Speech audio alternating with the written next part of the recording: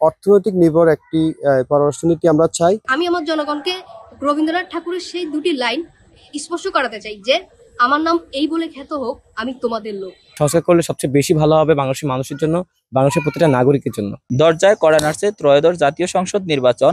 আসন্ন এই নির্বাচন ঘিরে তরুণ ভোটাররা কি ভাবছে তা জানতে আমরা আছি সংসদীয় আসন নোয়াখালী 1-এ।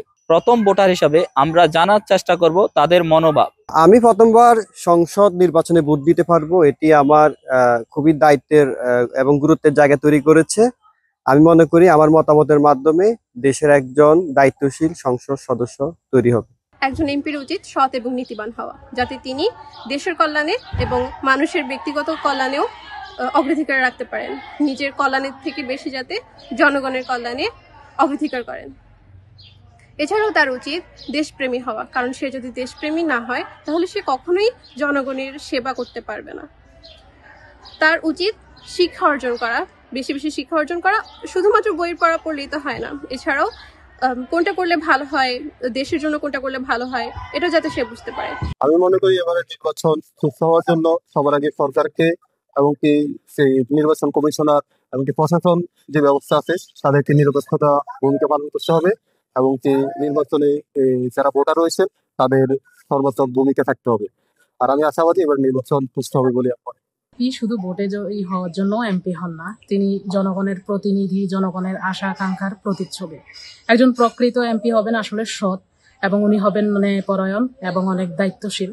তিনি নিজের স্বার্থের চেয়ে জনগণের স্বার্থকে সবচেয়ে বেশি প্রাধান্য দিবেন। সংসদে তিনি শুধু বক্তব্য দিবেন না, আমরা অনেকের ক্ষেত্রে দেখি যে নিজের এলাকায় বা উপজেলায় কোনো উন্নয়ন করেন না, শুধু সংসদে গিয়ে বড় বড় বক্তব্য দিয়ে আসেন। এমনটা তিনি করবেন না, বরং জনগণের সমস্যা, অভিযোগ, চাহিদাকে তুলে ধরবেন। একজন এমপির সবচেয়ে বড় শক্তি হবে তার জনগণের আস্থা। তাই তিনি হবেন সহজ সরল এবং সকলের জন্য সহজে পৌঁছানো যায় এমন একজন মানুষ। তিনি কখনো জনগণ থেকে দূরে থাকবেন না, বরং মানুষের সুখ দুঃখের সঙ্গী হবেন। আমাদের পররাষ্ট্রনীতি হোক ভারসাম্যপূর্ণ, শান্তিপূর্ণ এবং অর্থনৈতিক নির্ভর একটি পররাষ্ট্রনীতি আমরা চাই। আমরা চাই উন্নয়নের জন্য অন্যান্য দেশের সাথে ভারসাম্যপূর্ণ এবং শান্তিপূর্ণ একটি চুক্তি হোক, যার মাধ্যমে হচ্ছে যে দেশের জনগণের জন্য একটি শান্তিময় পররাষ্ট্রনীতি গঠন করা হোক। আমাদের দেশের যেই সেক্টরটা সবচেয়ে বেশি সংস্কার করা দরকার সেটা হচ্ছে আমরা যে সেক্টরগুলো থেকে হচ্ছে সেবা পাই সেগুলো হচ্ছে সবার আগে সংস্কার করা দরকার। তার একমাত্র কারণ হচ্ছে আমরা যদি নাগরিক যে সেবাগুলো রয়েছে আমরা যদি সেগুলো পেতে চাই আমাদেরকে হচ্ছে নানা মন্ত্রণালয়ে যেতে হয়, বিভিন্ন মানুষের কাছে যেতে হয়, এবং কি সবশেষে হচ্ছে আমাদেরকে ঘুরিয়ে গাড়িয়ে তারপর হচ্ছে ঘুষের মাধ্যমে সেই কাজগুলো করাতে হয়। তো আমার মনে হয় যে আমাদের যে সেবামূলক সেক্টরগুলো রয়েছে এগুলো যদি সংস্কার করা হয় তাহলে নাগরিক তার যে যোগ্য অধিকারগুলো, যে যোগ্য সেবাগুলো সেগুলো ফিরে পাবে এবং কি হয়রানি কম হবে। তো মনে হচ্ছে যে এই সেক্টরটা সবার আগে হচ্ছে সংস্কার করলে সবচেয়ে বেশি ভালো হবে বাংলাদেশের মানুষের জন্য, বাংলাদেশের প্রতিটা নাগরিকের জন্য।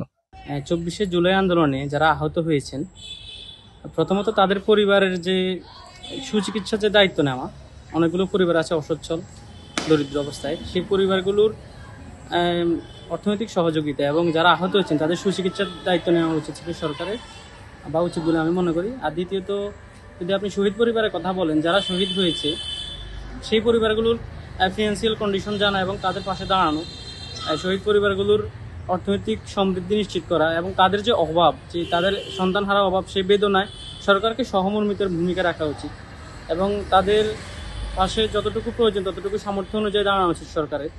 তাদের আর সবচেয়ে বড় যে বিষয় সেটি হচ্ছে শহীদদের প্রতি আপনার সবচেয়ে বড় অনুগ্রহ, সবচেয়ে বড় শহীদদের যে পরিবার যে প্রাপ্তি সেটা হচ্ছে বিচার। তাদের যে বিচার, তাদের খুনিদের বিচার এবং জালিমের বিচার, সেটাই হচ্ছে শহীদ পরিবারের সবচেয়ে বড় প্রাপ্তি। কারণ তারা তো ছেলেকে হারিয়েছে বা সন্তানকে হারিয়েছে, সন্তানকে তো আর ফিরে হওয়া সম্ভব না, কিন্তু জালিমের এবং খুনির বিচারের মাধ্যমে তারা তাদের আত্মার যে তৃপ্তি সেটা তারা পেতে পারে। আর আহত পরিবারগুলোর পাশে তো অবশ্যই সরকারকে দাঁড়াতে হবে, কারণ অনেকে স্থায়ীভাবে পঙ্গুত্ব বরণ করেছেন, অনেকেই সাময়িক আহত হয়েছেন, তাদেরগুলো হয়তো চিকিৎসা দিয়ে সারানো যাবে, কিন্তু যারা স্থায়ীভাবে পঙ্গুত্ব বরণ করেছে তাদেরকে সরকারের ফিনান্সিয়ালি পুনর্বাসন করা এবং তাদের সুচিকিৎসার দায়িত্ব নেওয়া সরকারের অবশ্যই কর্তব্য, আমি এটাই মনে করি। আরো কথায় প্রভাবিত হয়ে হচ্ছে ভোট দিব না, আমার যাকে যোগ্য মনে হবে, যে আমার এলাকার জন্য উন্নয়ন করবে, আমার আশেপাশে উন্নয়ন করবে এবং কি আমার এলাকার যুবকদের জন্য কথা বলবে, আমার এলাকার সকল শ্রেণী পেশার মানুষের জন্য কথা বলবে, আমি অবশ্যই তাকে ভোট দেব। আমার ভোট আমি দেবো, এটা আমার নাগরিক অধিকার। আমার ভোট যাকে খুশি আমি তাকে দেবো, যাকে আমার যোগ্য মনে হবে আমি তাকেই দেব। আসলে গণ অভ্যুত্থানের পরে যে জিনিসটা আমরা চিন্তা করেছিলাম যে বাংলাদেশের অর্থনীতির একটা বড় ধরনের ধস নামতে পারে, এই ধরনের একটা চিন্তা আমরা করছিলাম যারা জিনিসগুলো। তো সেই ক্ষেত্রে আমরা কিন্তু সেটা উপলব্ধি করতে পারি না। এর পিছনে একটাই কারণ কারণ উনি অর্থনীতি সাইডটাকে এমন ভাবে হ্যান্ডেল করেছেন যে স্বাভাবিকভাবে রাষ্ট্র যেভাবে চলার কথা ঠিক সেভাবেই চলতেছে। এটা অন্য কেউ আসলে তার দ্বারা এটা সম্ভব হতো না, এটা সবাই স্বীকার করে, আমি স্বীকার করছি, এটা একটা প্রশংসনীয় কাজ।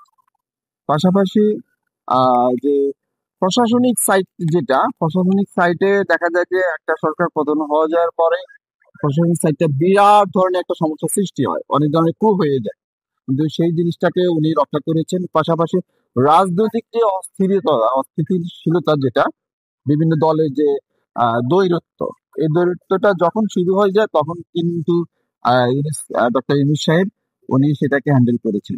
ওনার বিভিন্ন দলকে একসাথ করে আবার ব্রিফিং করতেন, এরকম 2বার করেছে আমার মনে হয় উনি। 2বার দল মানে বিভিন্ন দলকে, বিভিন্ন মতের লোককে একসাথ করে উনি আবার যত সমাধান করেছেন। এই জিনিসগুলো আমার কাছে খুব ভালো লেগেছে।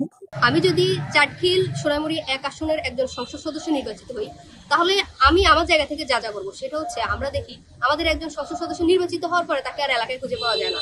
সে নির্বাচনের আগেও এলাকায় থাকে না, নির্বাচনের পরেও এলাকায় থাকে না। কিন্তু আমি যেখানে আলোয়া বাতাস হাওয়া যে মানুষগুলোর সাথে বড় হয়েছি, আমি তাদের সাথে থাকতে চাই। এটা হবে আমার প্রথম শুধু প্রতিশ্রুতি নয়, এটা আমার অঙ্গীকার, এটা আমি করে দেখাবো। সেই সাথে আমি আমার জনগণকে রবীন্দ্রনাথ ঠাকুরের সেই 2টি লাইন স্পষ্ট করাতে চাই যে, আমার নাম এই বলে খ্যাত হোক, আমি তোমাদের লোক। একজন সংসদ সদস্য যখন তৃণমূলে থাকবেন, তিনি যখন জনগণের আশা আকাঙ্ক্ষার প্রতিফলনটা বুঝবেন, তখন তিনি সংসদে গিয়ে কাজ করতে পারবেন। আমরা যেটা মনে করি যে একজন সংসদ সদস্যের কাজ হচ্ছে ঠিকাদারি করা, তিনি বিভিন্ন জায়গায় সভা সমাবেশে গিয়ে বলে আমি এটা করে দিব, ওইটা করে দিব। আসলে এটা কিন্তু ওনার দায়িত্ব না। ওনাদের দায়িত্ব হচ্ছে সংসদে আইন প্রণয়ন করা। তাই আমি যখন তৃণমূলে আমার জনগণের আশা আকাঙ্ক্ষা জানবো, তখন সেগুলোকে আমি সংসদে উত্থাপন করার মাধ্যমে তাদের আশা আকাঙ্ক্ষার একটা বাস্তবায়ন রূপ আমি দিতে সক্ষম হব। দর্শক, এতক্ষণ শুনছিলেন আপনারা নোয়াখালী 1 চাটখিল সোনামুড়ি আসনের তরুণদের ভাবনা। তাদের এই মূল্যায়ন রাষ্ট্র গঠনের সহায়ক হবে এই প্রত্যাশায় আব্দুল মোতালেব, এনটিভি অনলাইন, নোয়াখালী।